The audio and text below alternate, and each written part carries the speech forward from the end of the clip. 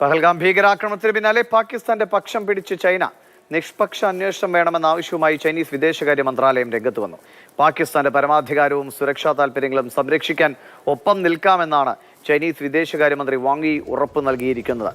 അർജുൻ പീതാംബരൻ വിവരങ്ങളായിട്ട്. അർജുൻ, ചൈനയിൽ നിന്ന് വ്യത്യസ്തമായ പ്രതികരണങ്ങളോ നിലപാടുകളോ ഒന്നും ഇന്ത്യയും പ്രതീക്ഷിക്കുന്നുണ്ടാകില്ല. എങ്കിലും ഇപ്പോഴത്തെ ഈ സാഹചര്യത്തിൽ എന്താണ് പാകിസ്ഥാനുമായി ചൈനയുടെ ആശയവിനിമയം?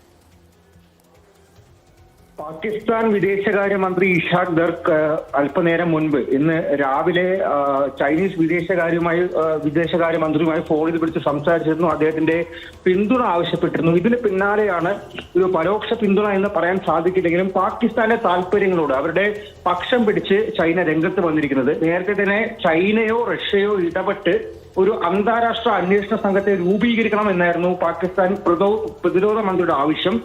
ആ ഒരു ആവശ്യം എന്തായാലും ഇപ്പോൾ ചൈന അംഗീകരിക്കുകയാണ്.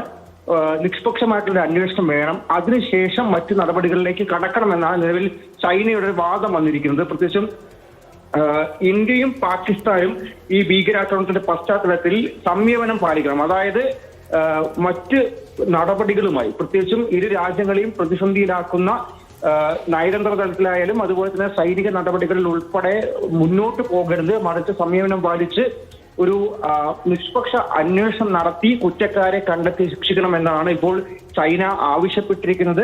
മാത്രമല്ല, നേരത്തെയും ഇത്തരത്തിൽ പാകിസ്ഥാനെ പരോക്ഷമായി പിന്തുണച്ച് ചൈന രംഗത്ത് വരാറുണ്ട്.